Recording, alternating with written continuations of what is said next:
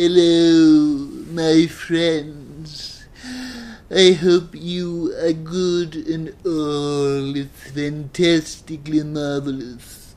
So, today's topic of conversation is voice over sustainability, or the ability to sustain one's voice whilst in character.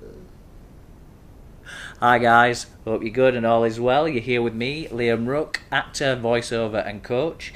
And like I just said, today's topic of conversation is voice sustainability, or voice over sustainability, which is the ability to sustain a certain voice for a performance. Now when we talk about voiceover work, there's a whole host of different markets. You've got the animation, there's the CGI, there's things like, and a good example would be Transformers, or dang it, what's the name of that film?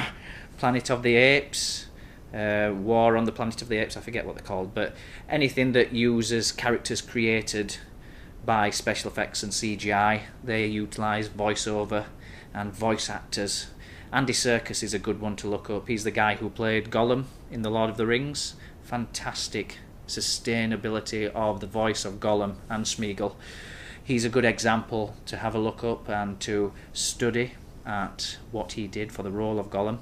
Not just the voice sustainability and the voiceover, but the physicality as well, getting dressed in the suit. But anyway, I'm getting slightly off topic.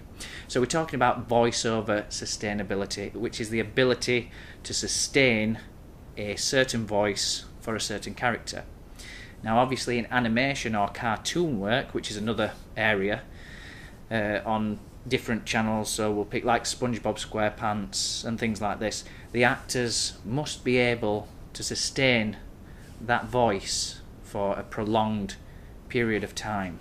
Now you might get a voice audition where somebody asks you to do a weird and wacky voice, and you might think to yourself, got it, I can do this certain voice, so I'll send in this audition. So you get up to your mic or you use your phone and submit a sample via email, and then the process goes further and you get the part. But unbeknown to the casting director, you could only sustain that voice for maybe a sentence or a couple of words, which might not be functional for the project that you were auditioning for, where you might have to sustain that voice in long studio recording sessions. So it's good to create voices that you can sustain. So voices that you know are easy, which you can push to certain extremes. Experiment a little bit to see what voices you have in here. Experiment with low voices and high ones as well, and see where your range goes. And then experiment with the voices that you can't really sustain, so that you know that those voices are not really usable.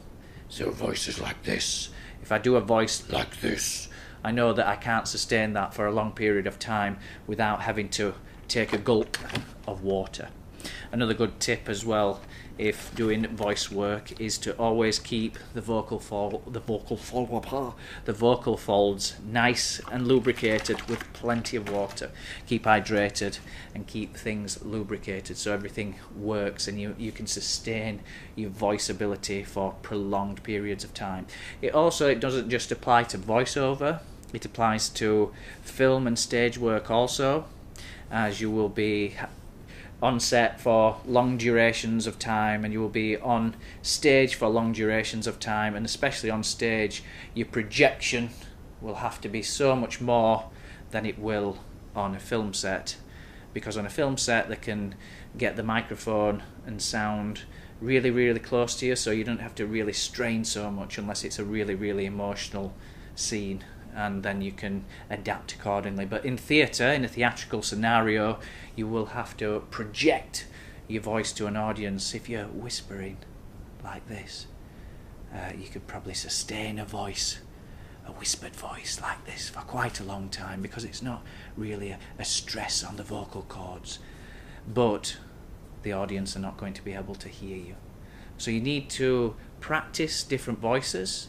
That's what I could say. That is my suggestion, is to find scripts where you can practice different voices, see what voices that you can come up with, mimic voices. So if you like a video game with a certain character, a heroic character, and you think you can emulate that voice, try it. Why not?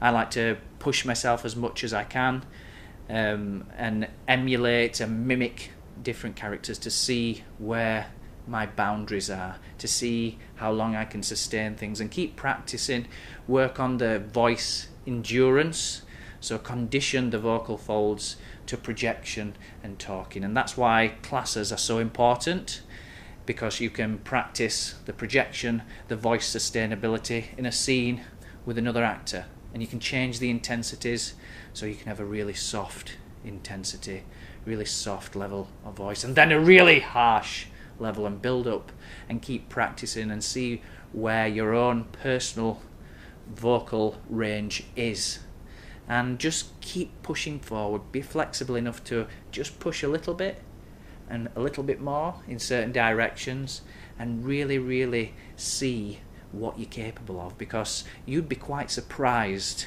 at your own abilities and where you can go with vocal performance. I obviously can't speak today. So, like I said, mimic, try and do good impressions of different characters, try and do an impersonation of an advert when it comes on the television. Anything at all is good practice. And find a class, go to a class and try it out, get feedback and see what other people say. So keep pushing forward, guys. Keep hydrating yourself and keep pushing the boundaries of what you think you are capable of, which I can bet you're capable of a hell of a lot more. So keep pushing forward, guys, and I will speak to you all soon.